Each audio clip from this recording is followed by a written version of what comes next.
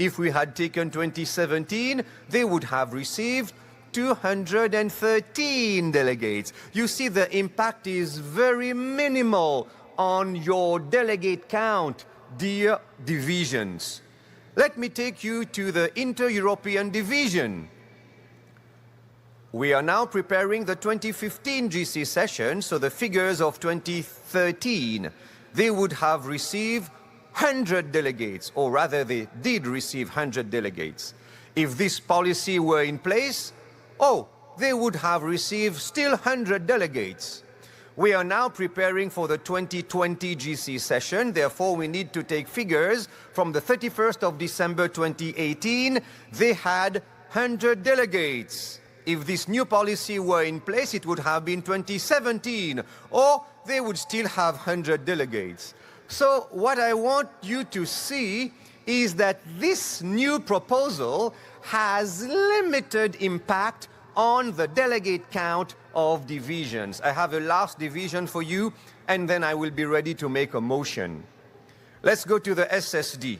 2013, they had 150 delegates. If this new policy were in place, 2012, they would have 114 delegates. We are now preparing for the 2020 GC session. 2018, they had 154 delegates. If this new policy were in place, they would have 154 delegates still. Mr. Chair, I hope it is abundantly clear to our delegates that this policy is here for only one reason. Please believe me. This has a direct impact with my office. There is only one reason that substantiates this change: to give us more time to prepare for a GC session of this nature. So before you proceed to propose your motion, we have a point of order on microphone number 1. Ingrid, and I will pronounce this wrong, I'm sure, Wijgaard, from Netherlands Union of Churches, Conference in TED, please. Dear Chair, I'm a little bit confused. This morning we were told that today would be on the church manual only, and tomorrow would be on the bylaws. The agenda does not break down for us what amendment will be in order and what the sequence will be. So it is not feasible for us to prepare enough and good if we are constantly jumping back and forth in the agenda. The point you made is not true. We did not agree that we would be limited to church manual items today, and therefore we will proceed as planned. It was told. Thank you. Thank you. All right, with that then you can proceed. Thank you very much, Mr. Chair. And with your permission, and through you also, if I may humbly add, with respect, because this question is coming also from a perspective of respect and desire to know more about how the church operates. So let me respectfully remind this august audience that, you know, the agenda packet was sent 6 weeks before we convened. So I'm very sure that, Mr. Chair, they had ample time to prepare. So thank you kindly for the permission to proceed. I have a last piece of information, and then I think it will be clear and I will be able to make the motion.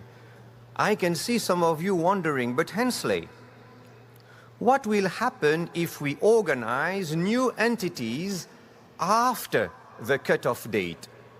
Of course, if these new entities are organized after the cutoff date, we cannot allocate to these entities any delegate for a GC session. We cannot, because the cutoff date has been determined. However, there is a little nuance here. I don't want to go too technical. If this new entity is a union, it's a union, whilst the union itself will not get delegates to a GC session, the president of that union, by virtue of his position, will be a member of the GC Executive Committee and therefore will be a delegate to GC session. So, Mr. Chairman, we have tried our best with my office to give you clarity on what we are doing, and I think I am now in a position to make this motion to change second to third. I have moved it, Mr. Chairman. All right, it's been moved. Is there a second? I see cards raised. Thank you very much. The motion is before the floor for anybody wanting to make an observation or a comment. Thank you. On microphone number 11, we have a GC delegate at large from EUD, Alfred Soar. Please. Brother Chair, I would like to express my sincere appreciation for this report and the due diligence that was invested in the preparation. However, I do wish to raise one concern. While the proposed policy responds to immediate challenges, it primarily addresses the symptoms rather than the root cause, namely the evolving legislative changes in the United States. In light of this, I recommend that the General Conference consider exploring alternative countries such as Canada that may offer a more stable environment for General Conference meetings. Thank you. We go to microphone number 10. We have Bangwato Sikwaramabu, GC Delegate at Large. Microphone number 10, please. Yeah. Thank you, Mr. Chairman. My sentiments are very similar to the previous speaker. What I would seek to appreciate is why must the General Conference be in the US if we are having such challenges that are forcing us to change our very constitution? Thank you. All right, thank you. Microphone number 3, Teddy Eruba, Aba East Conference Ward. Thank you, Mr. Chairman. I appreciate the necessity to make such a motion, but there has to be a corollary amendment of the motion to add an exception to make provision for replacements that may arise from death or other unforeseen circumstances. I therefore propose that we amend the motion to include a clause. So, however, that replacements can be made up to the second year to the GC section. Thank you. All right, that's not germane to the point that is on the floor. Therefore, we will go to microphone number 8, Israel Kafero, East Central Africa Division. Microphone number 3, please. Chair, I stand to agree with the motion, and I wish that we could include a clause so that we can be more flexible when it comes to getting delegates, because we were told that no appeal, no replacement. Is it possible that we include a clause so that we can be flexible? Thank you. All right, thank you. We'll take the last on the microphone number 5, Mundia Liwali, please, from Southern Africa Indian Ocean Division.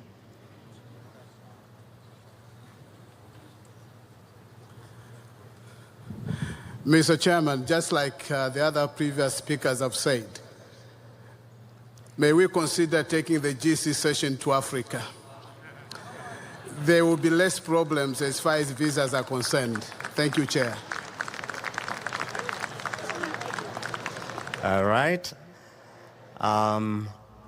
I think we have one more on the microphone, number 3, Teddy Aruba. Mr. Chairman, please forgive me. I'm trying to understand what is at stake. My impression is that the amendment is to increase the period of time that delegates can be allotted for the purpose of attending the General Conference section. And it is on the basis of this understanding that I was proposing an amendment to that period of time, because if a delegate has been nominated as required by that constitutional provision to attend the General Conference session 3 years before the session, and something happens along that line, the conference that has been allocated that delegate finds it necessary to change that delegate, either because the delegate has died or out of apostasy or any other reason. I believe that an amendment that allows the conference to make replacement is consistent with the requirements of the proposed motion. Otherwise, the conference that has that delegate may, by refusing to add this clause, be denied the opportunity that ordinarily ought to have existed for them to send the required number of delegates to the convention. Thank you, Mr. Chairman.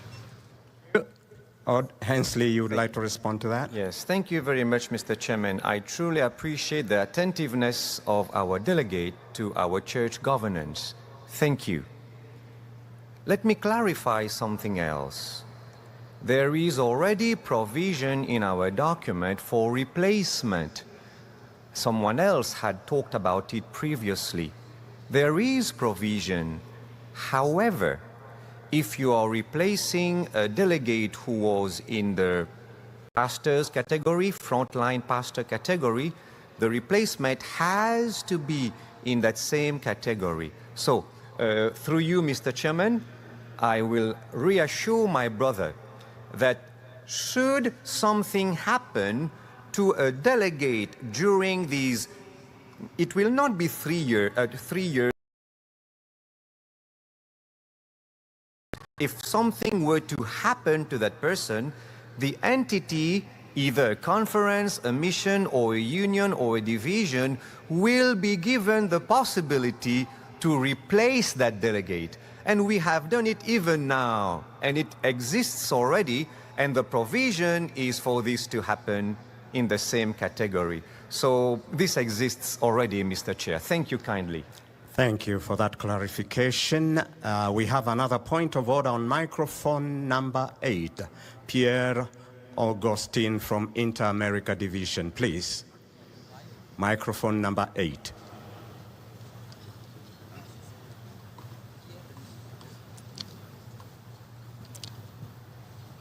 Bonsoir, cher Président.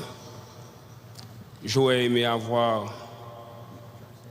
I can translate for you, Mr. President. Thank you very much. I appreciate your assistance. Good evening, Mr. President. I would like some clarification. Oh, I'm asking myself this question then. Please proceed. Allez-y. Ok, merci beaucoup. Je vais en premier les féliciter, la conférence générale. I would like to congratulate the GC. Vraiment, j'apprécie beaucoup la façon dont se déroulent les assises. I am very happy for the way the meetings are conducted here. Compliment. We are kudos to you. Cependant, j'ai une remarque à propos de cet amendement. I have a comment regarding this amendment. You rose to a point of order. And if you have a point of order, please state it. Quand vous étiez venu au micro, vous aviez dit que vous aviez un commentaire à faire, mais pas sur le point qui est à l'ordre du jour. Ce n'est pas un point of order, ce que vous dites en ce moment. Effectivement. Excusez-moi. So I'm very sorry for that. All right. Je peux continuer? May I proceed, Mr. Chair? No. No, you rose to a point of order. You can come back again if you want to take. Remember, there are others who are on the line, probably before you, so we are just following and being fair to everyone. Thank you. All right, we go to microphone number 3. number 11. That is from South America Division, Pablo Hermenegildo Chavez Chiclayo. Forgive us where we mispronounce your names. Muy buenas tardes con todos. Muy buenas tardes, señor presidente. En esta tarde quiero agradecer por los datos que nos han informado. Sin embargo, estoy un poco en contra de la moción debido a los siguientes puntos. Good afternoon, everyone. I'm very thankful for the opportunity to be here, and I would like to speak against the motion. Si bien es cierto, veo que se han evaluado las oportunidades de mejora que presentaría aumentar de 2 a 3 años toda la organización y la selección de los delegados. También creo que debería evaluarse las desventajas que podría traer alargar de 2 a 3 años toda esta elección. Even though I think it would be very good to adapt the 2 to 3 years before the session, there are some problems that will bring with this 3-year instead of 2-year period. Por ejemplo, estaba pensando en desventajas como puede haber rotación en el liderazgo. A través de 3 años pueden ocurrir cambios importantes de cambio de países, cambio de trabajo de los delegados. Some of the things that might happen is some of the delegates would change countries, would change jobs, places. That would be one problem. Adicionalmente tendremos que evaluar que la visa también tiene un vencimiento, así que cuando puedes alargar más también tiene más riesgo de que pueda vencer la visa y de que los miembros en cada asociación y en cada misión cambien.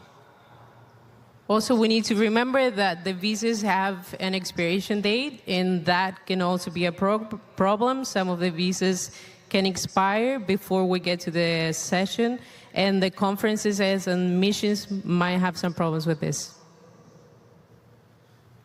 También quería que consideremos que alargar de 2 a 3 años se considera un mayor costo, tanto logístico como económico, para poder hacer un seguimiento oportuno a cada delegado. Extending the period from 2 to 3 years also makes it a little bit harder to follow up with every or each of the delegates. Y a través de los 2 o 3 años también puede generar un cierto desinterés o cambio en las oportunidades que tenía el delegado o en las aspiraciones que tenía el delegado de poder ir. And making the change also might be bring some disinterest for the delegate of the aspirations that the delegate had to go to the GC session. Entonces, esperemos que se tome en cuenta eso. Desde mi punto de vista, hay más desventajas en alargar más este proceso que en que quede tal cual estaba. Muchas gracias. So in my opinion, we have more disadvantages in taking 3 years instead of the 2 years that we have. Thank you. Thank you very much. We will now go to microphone number 3, Velealum Lokia from Northern Nigeria Union Conference in WAD. Please. Thank you, Mr. Chair. I speak in favor of the motion.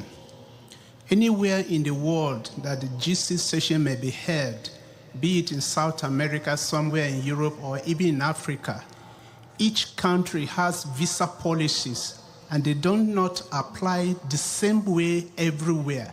And so, in my opinion, having the opportunity to start the process earlier, the advantages outweigh the disadvantages. I know that in my country, for instance, if we had been given more time, perhaps we could have had the opportunity of bringing more delegates than we did at the moment. So I strongly support the motion, and I speak in its favor. Thank you. Thank you very much. We proceed to microphone number 11, Stephen Sepp, Australia Union of Churches Conference in Austrian, sorry. Mr. Chair, I call for the previous question. I move. All right. Previous question is called. Is there a second? All right. Okay, we normally don't whistle in these meetings. We will appreciate doing it otherwise. Okay, if there is, we have a call to the previous, a call on previous motion, and that is to cease the debate on the motion. Been seconded, therefore we can go directly to vote. We will use our cards. We'll use our cards. If you're in favor that we cease debate, discussing, you can indicate that by saying yes. If not, say no. All right? You ready to vote?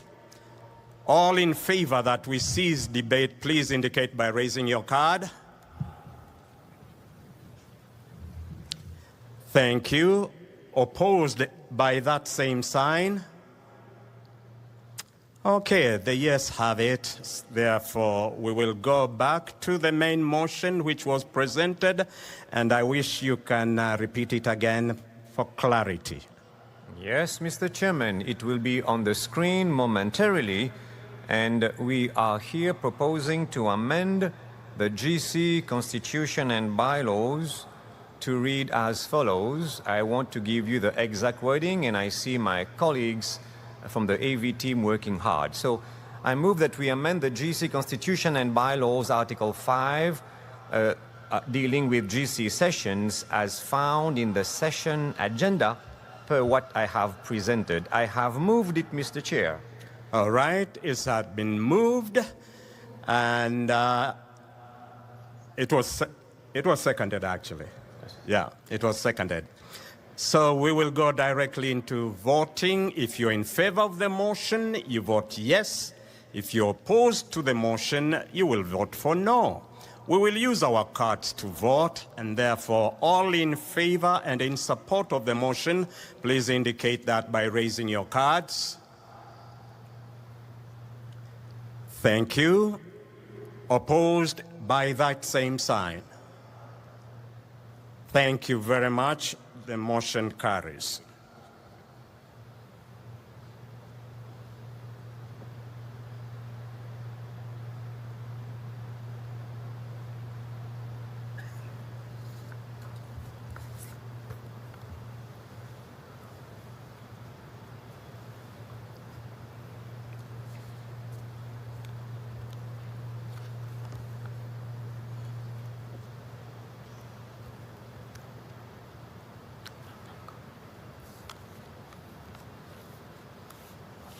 All right, we will proceed to another agenda, the next agenda rather. Thank you very much. Let's take our delegate, Sister Sherry, to item 202. Let's go to the agenda packet. We are now going to deal with item 202. Thank you for your support on item 201. Item 202 is about the territorial administration, and I will share with you what we are doing here. By the time this comes to the screen, I will share with you the rationale behind what we are doing. In a few moments, I will share with you a little video that we have prepared to show you how the composition of annual council and spring meeting has increased over time. Now that we are having a full spring meeting, you know, maybe I should preamble this by saying that in the life of the General Conference, administrative life of the GC, we have two big meetings, right? One in spring, in the Northern Hemisphere it's spring, normally in April, and the other one, annual council, normally in October or thereabout. So these are the two big meetings in the life, in the administrative life of the General Conference. Now we have a full committee convening for a spring meeting. True, it is a hybrid meeting, but the full committee is here. So now that the full GC Executive Committee is invited to participate in a hybrid spring meeting, agenda items previously held only at an annual council are now open for consideration at spring meeting. Are you with me? now that we have increased the membership, now we have the full committee coming for spring meeting. It's a hybrid meeting, but we are asking for this permission to handle items that were normally handled only at an annual council to be, if needed, also handled at a spring meeting. But I have some history for you, and follow this little video. And I want one thing to be abundantly clear in your mind, that throughout history, the General Conference has always wanted to increase the membership of either annual council or spring meeting. Please, watch this short video. Before 1986, those who attended the annual council were 1. GC Executive Committee members who resided in the North American Division, 2. Division presidents, 3. Division secretaries and treasurers would attend on a rotational basis every other year. The 1986 Annual Council in Rio de Janeiro marked a significant change when all 3 division officers from all world divisions started attending Annual Council together. This practice has continued ever since. At the 2000 GC session in Toronto, the bylaws of the GC were amended to include that Annual Council is the meeting when all members are invited to be present. Regarding the spring meeting of the GC Executive Committee, no division president attended until it was voted in 1991. Later in 2001, it was decided that all division officers would attend the spring meeting on a regular basis. Historically, spring meetings primarily focused on budget and finance matters, with a strong representation from GC Executive Committee members residing in the North American Division. This is why union presidents in the NAD attended, but not division officers from around the world. Limited on-site attendance of GC Executive Committee members for the spring meeting was primarily due to financial travel expense concerns, resulting in a smaller number of people being invited with their expenses covered.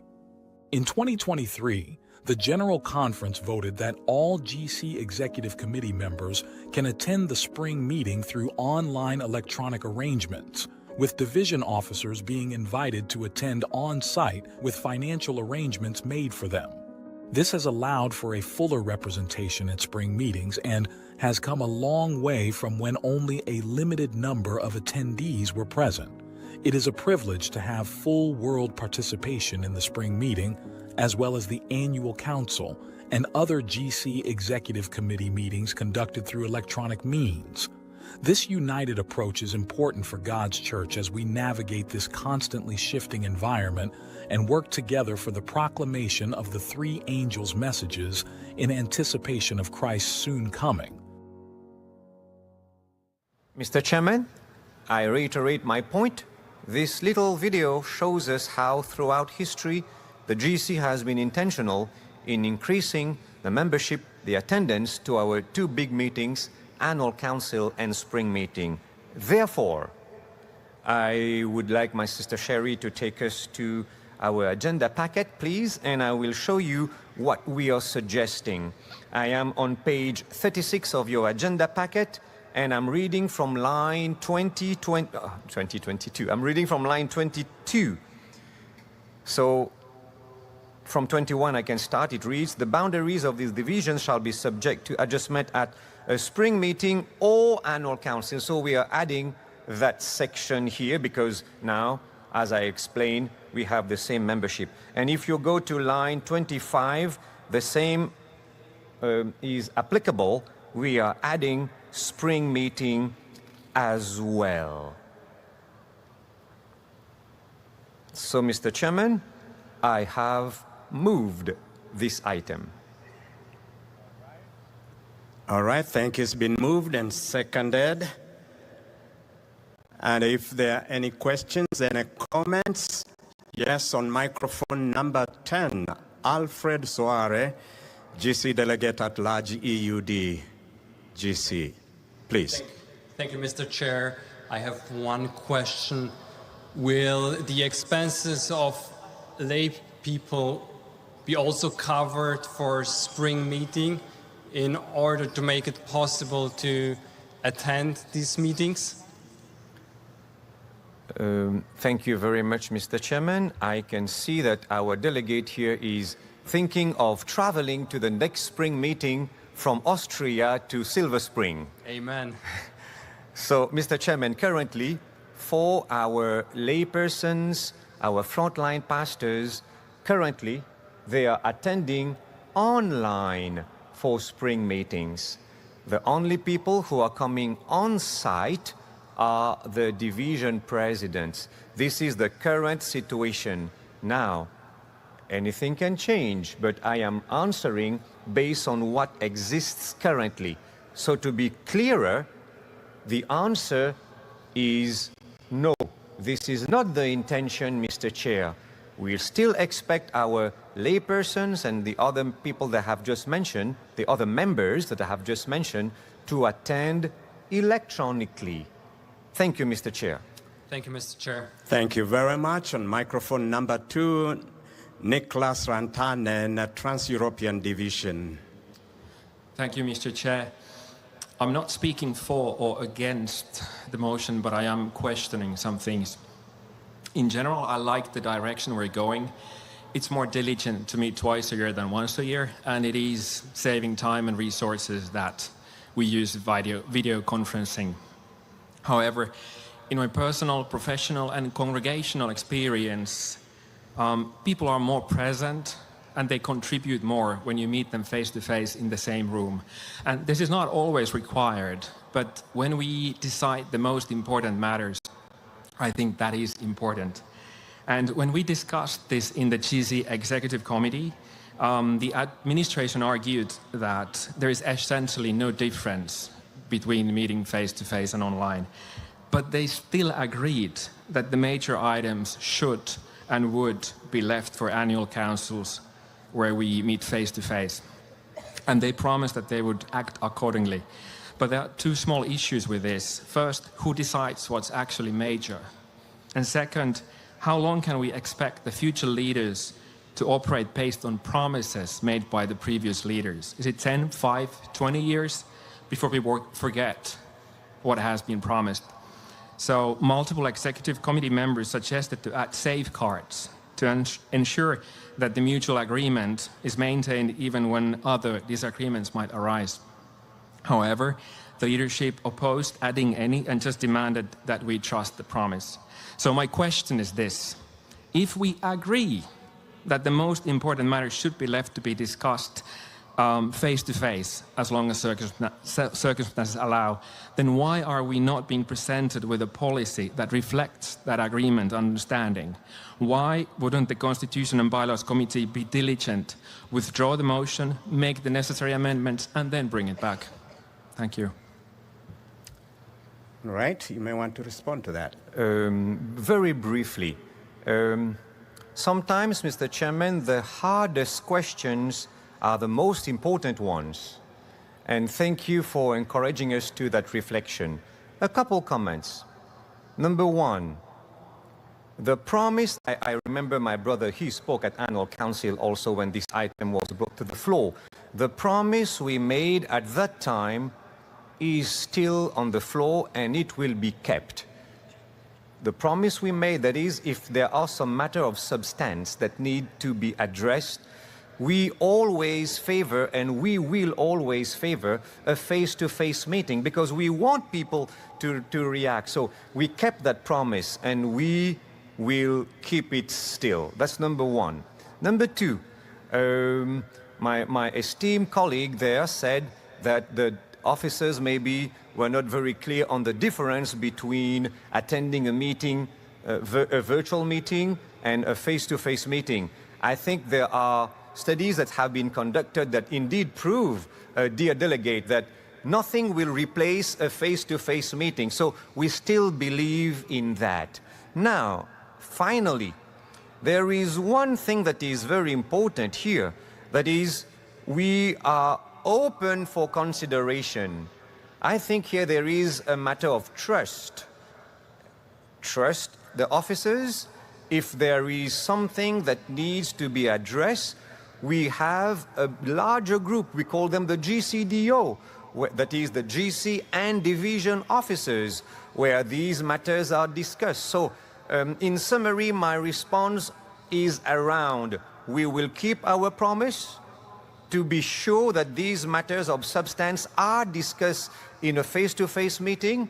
Number two, we are aware that nothing replaces a face-to-face meeting. And number three is about trusting the process, meaning if there is a matter of substance, this will be discussed in other bodies. And if it is felt that this has to come to an annual council, if I'm still the Undersecretary, that's not a prophecy, but if I'm still the Undersecretary, I will ensure, Mr. Chair, that these items are brought. So I believe my answers will touch on these three items. Thank you kindly. Thank you. On microphone number 12, Norbert Zenz, Inter-European Division, please. Yeah, thank you, Brother Chair.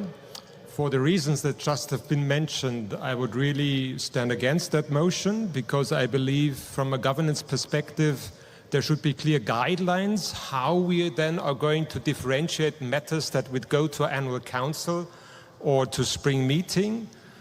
And I think we all have experienced the last GC session, and we know the quality of participation is very much different whether you are present online or in presence.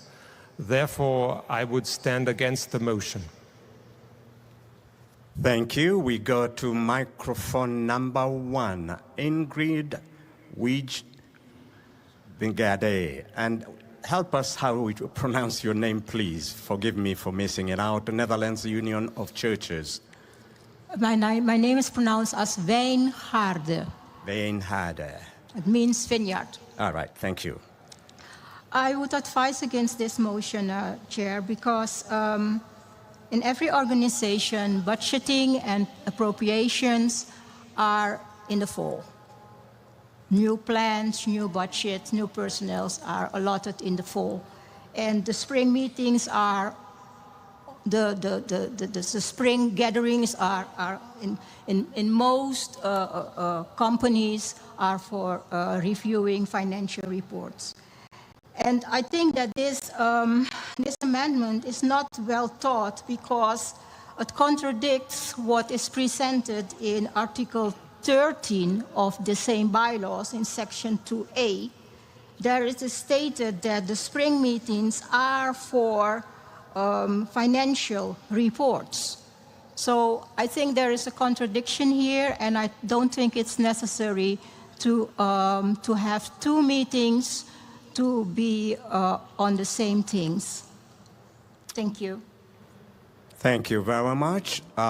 Tim Standish, General Conference, microphone number 10. Thank you, Brother Chairman. I have a question and possibly a motion to make. My question is, when was this change to spring meetings made? By what entity and authority was this sort of major change in the way our church is made? Was it by a full General Conference session, or was it by some smaller group? Thank you very much, Mr. Chairman. I can hear in this question a desire to know more about how transparently we operate, and it is in that same spirit that I will answer. This decision was taken in June 2023 by GC ADCOM, and it was ratified by the following spring meeting. All right. Mr. Chairman, I would suggest that a major change like this should be the subject of our discussion right now here in a full session of the General Conference of Seventh-day Adventists. I question the authority of any lesser body to make such an extraordinarily large change in the way that business is done in our church. All right, thank you very much. We'll take that under advisement. Then we move to microphone number 11. Ginger Ketting-Weller, Adventist International Institute of Advanced Studies in the Philippines. Please. Good afternoon, Brother Chair. Good afternoon, thank you. At the time this decision was made, I was on the GC Executive Committee, and I do believe the intent was to be transparent. However, I stayed home spring of 2024 and attended online, expecting that it would be solely reports, that we would vote to accept the report. And as you may remember, a task force reported, and I spoke up from online because I felt that this set of recommendations that affected higher education had not included higher education in the consideration of the recommendations being made. I felt disadvantaged because I was not there in person, and a major set of recommendations was brought to the floor with the concerns that I had. So for that reason, while I do think the intent is there, that particular situation did concern me, and I would want to be present as an executive committee member for any set of recommendations that comes like that. Again, if it's listening to reports and accepting the reports, I think it's a very efficient way to go. Thank you. Thank you very much, Dr. Ginger. We will proceed to microphone number 10, Alfred Soare, GC Delegate at Large. Microphone number 10. Thank you very much, Brother Chair. As my brother Nicholas already stressed, we asked for a clear policy at the annual council, but we received the attestation to trust the ADCOM. The only thing we trust is policy. This is the reason why the Undersecretary upholds the importance of policy. Now, the motion on the floor fails to regulate major issues. This is the reason I make a motion to refer this to the back to the steering committee. I move.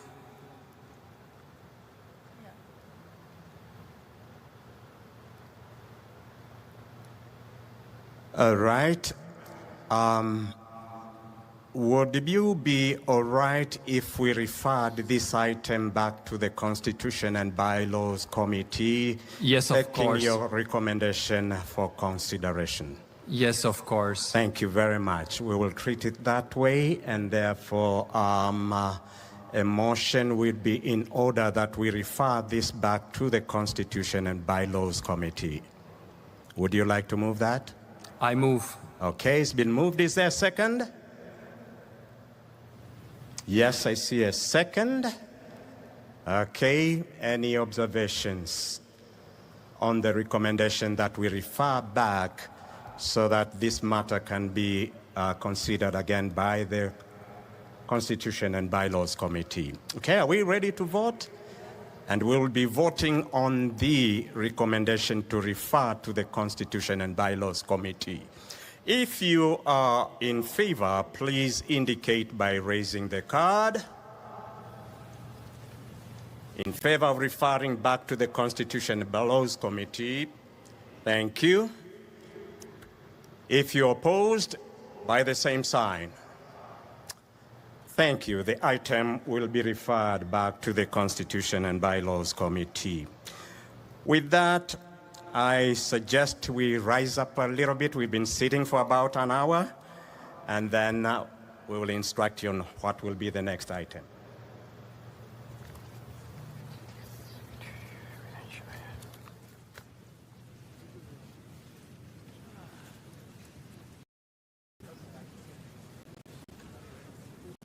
All right. Right now, I understand the nominating committee is ready to bring a report. Please.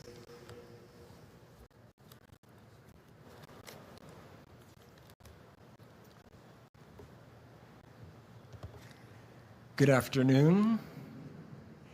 delegates, special guests, and friends who are joining us today. The nominating committee has continued its work this morning and throughout the day. And we are pleased to bring to you 3 reports at this time. We want you to know that the nominating committee has been seeking God's guidance and His special blessing in our work as we have carried that forward today.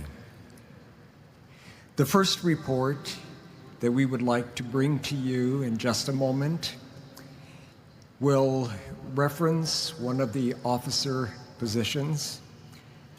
But before I ask our secretary to present the name, I would like to give a special gratitude to the Vice Chair of the Nominating Committee, Dr. Ella Simmons, to the Secretary, Pastor Magdio Pettis-Schultz, and to the Assistant Secretary, Melina Barbau-Fleury.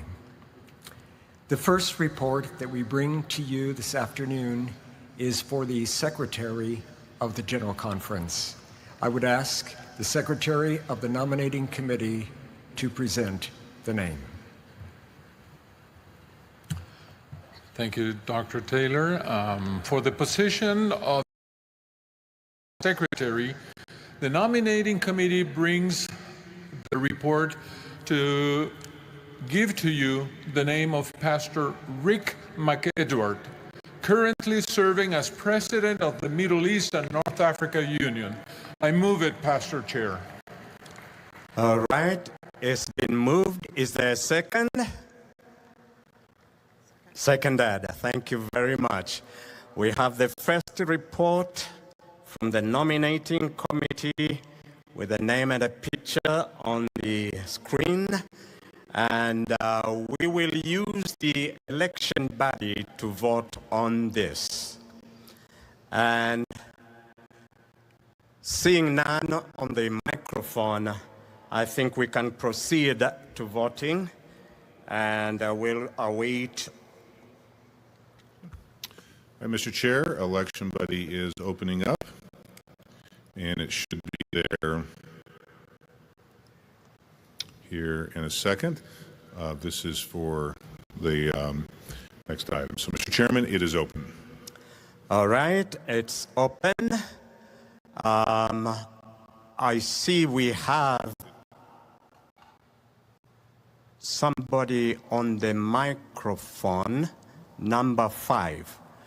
Maybe I went a bit fast. Are you going to take that while we're voting? Or do you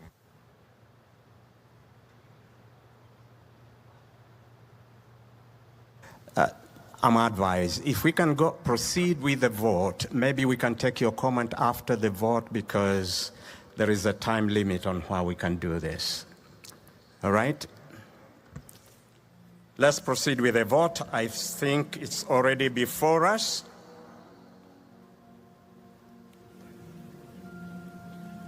Can we proceed? All right, you can proceed. It's open. Please make your vote if you're in favor. Yes. If not, no. And don't forget to submit. Make sure you submit your vote.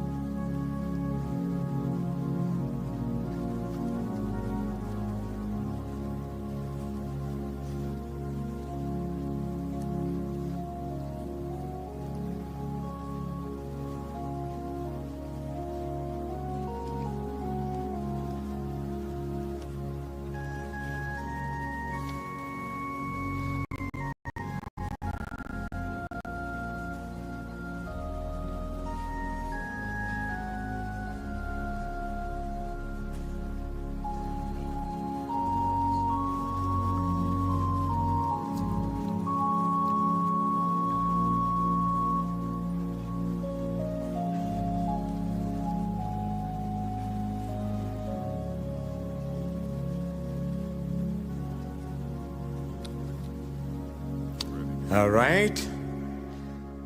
We will now close the vote. All right, Mr. Chairman, the voting is closed. The results will be here momentarily.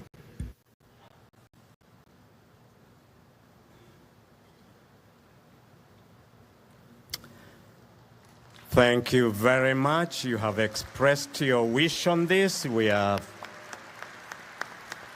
grateful to you. Thank you. Yes. We would like to invite Pastor... Let me address an item. This is out of the ordinary, and actually we had gotten a way off to prepare for the vote. That's why I skipped microphone number 5. But let me give you this opportunity just to state a point you had.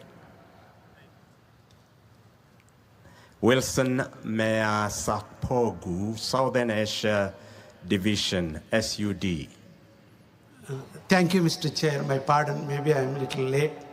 Just want to say that I know Elder McRick Edward, and I'm really thankful to God for this great man who... Usually we don't take comments here. They're done in the nominating committee. So, Pastor Wilson, thank you for your support. Thank you. All right. At this time, we would like to invite Pastor Richard McEdward to join us here on the podium, and his wife, Marcia, as well.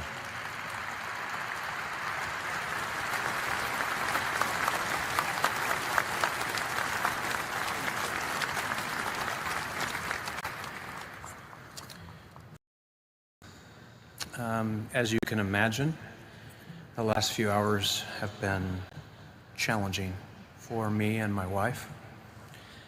And it's humbling to be asked, and we will strive to live up to the trust you've placed in us and to keep the mission foremost in our areas of responsibility. So thank you, and please pray for us while we do our best for the Lord and His church.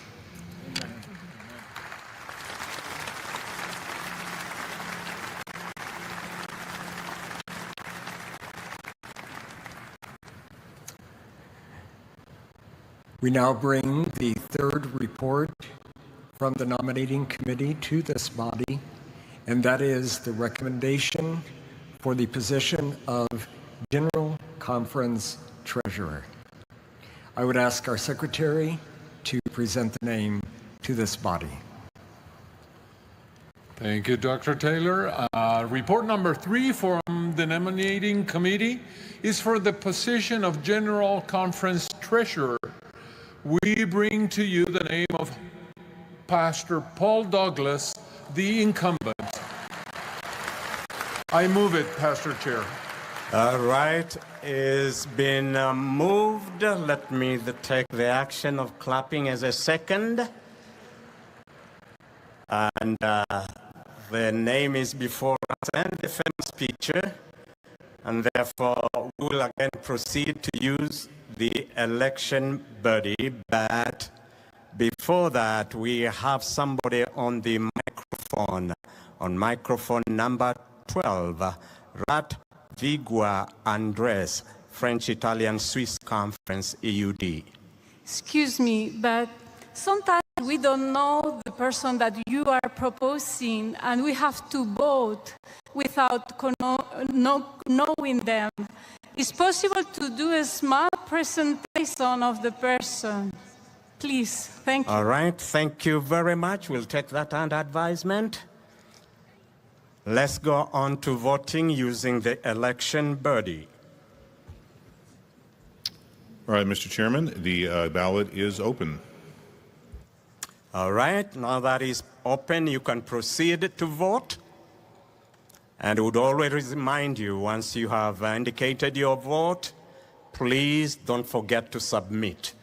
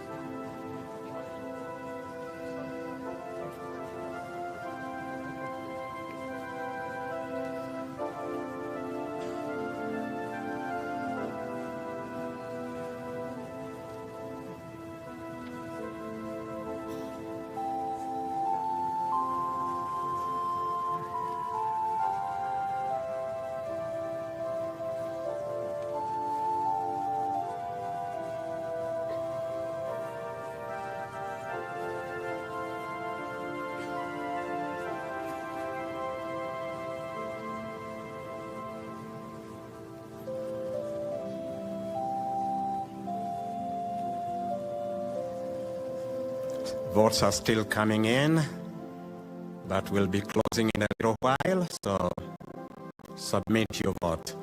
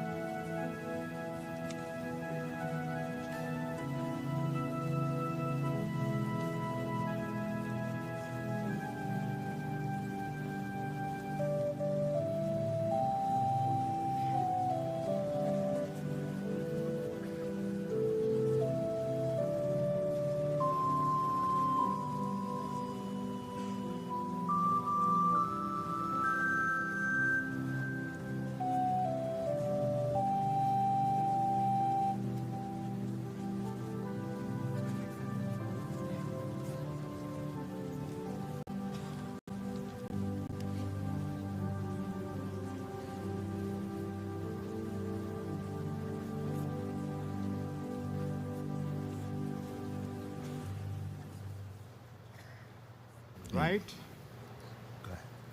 Mr. Chairman, the ballot is closed, and the results will be here momentarily.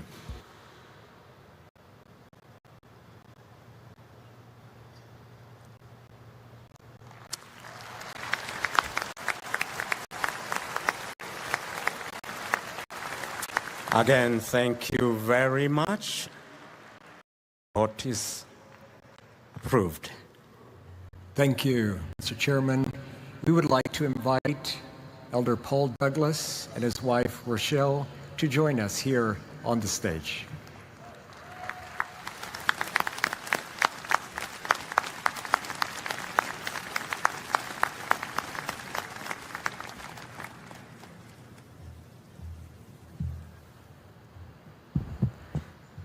I want to thank God for the continued privilege to serve in this capacity. I don't believe I'm worthy, but I'm willing, knowing that the same God who has called me is the same God that will empower me to do his work. And I commit to this body of delegates and to our church that I will serve as a faithful steward of his resources to finish the work of the gospel. Jesus is indeed coming soon. We have everything that we need. Most importantly, we have God. So thank you, delegates, for affirming the recommendation of the nominating committee. I am here to serve you and to serve God. Thank you.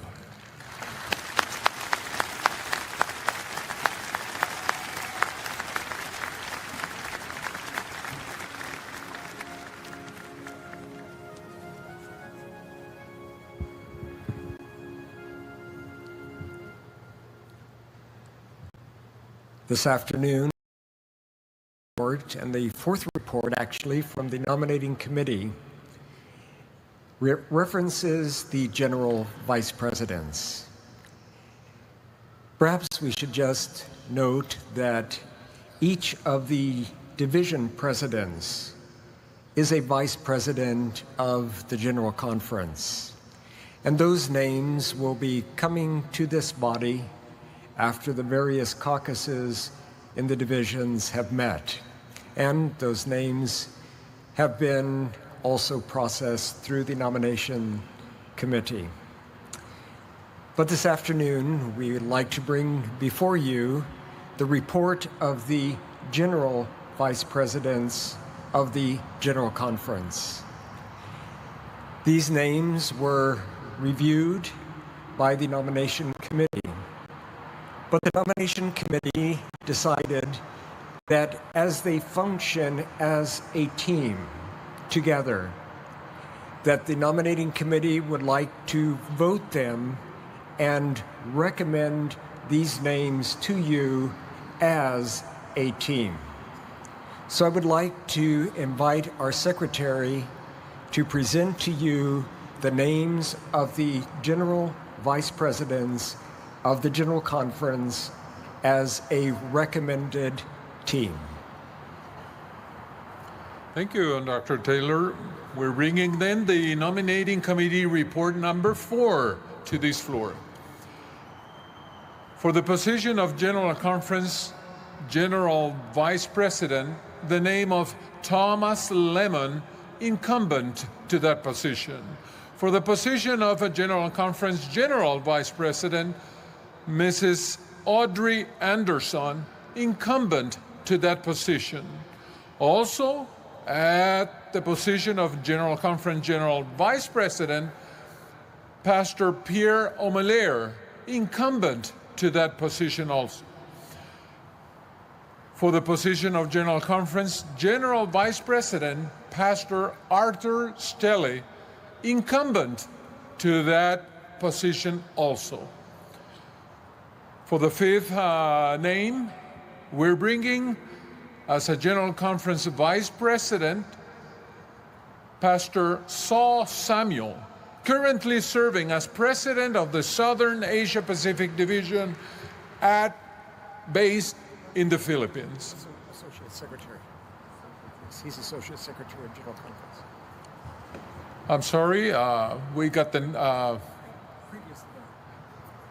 what he was previously serving. He was a president of the Southern Asia Division, but right now he is an Associate Secretary of the General Conference.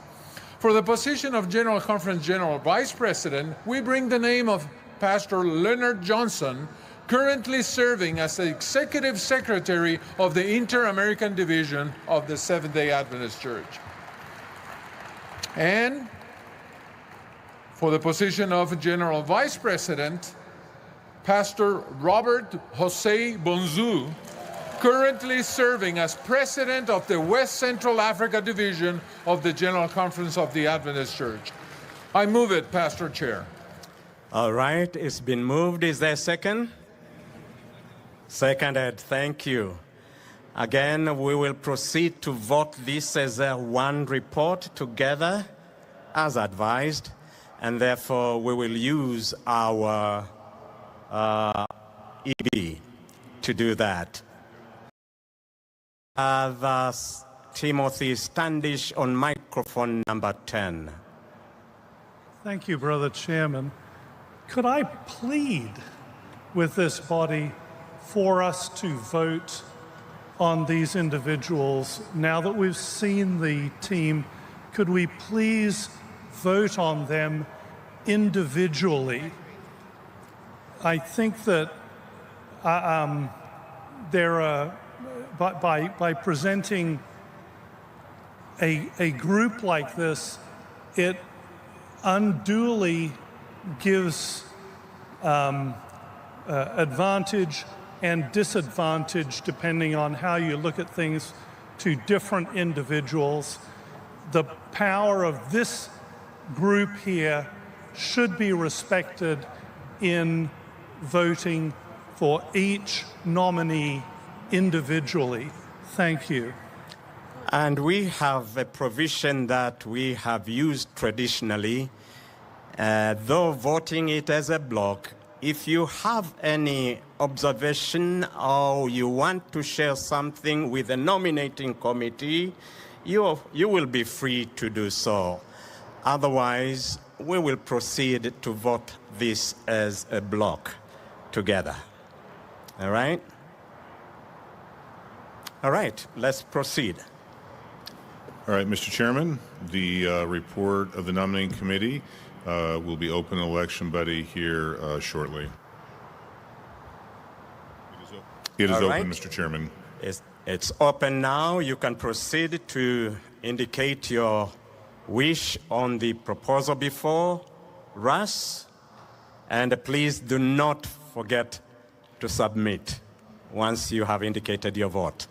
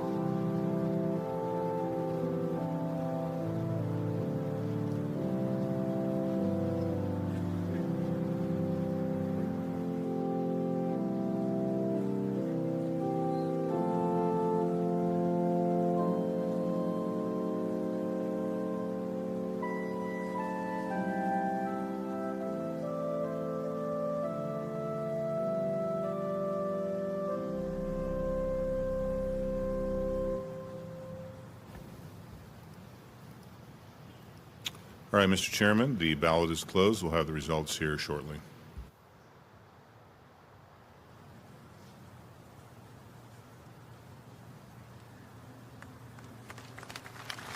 All right, the results are before us here. Okay, the motion carries. Mr. Chairman. Mr. Chair, I would like to invite the General Vice Presidents of the General Conference to join us here. Let me take a point of order before we proceed. Microphone number 10, Kimberly Ferreira, Andrews University. Thank you, Mr. Chairman. Just wanted to make a clarification or ask for clarification. It was mentioned that if we had something to contribute, we should speak to the nominating committee. When would that have been appropriate? My understanding was the nominating committee is sequestered and not to be under the influence of external opinions. Can you please clarify? When the report is brought and put before the floor, if you have something you can indicate, come to the microphone as usual, indicate if you want to comment about a name. You don't do it in the public here. We will allow you to meet with the chair of the nominating committee. Thank you. Thank you. Vice Presidents are before us.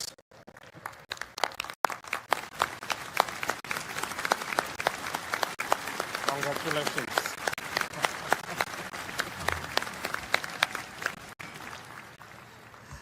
At one time, I sat where they sat. So I'm so happy. God bless you.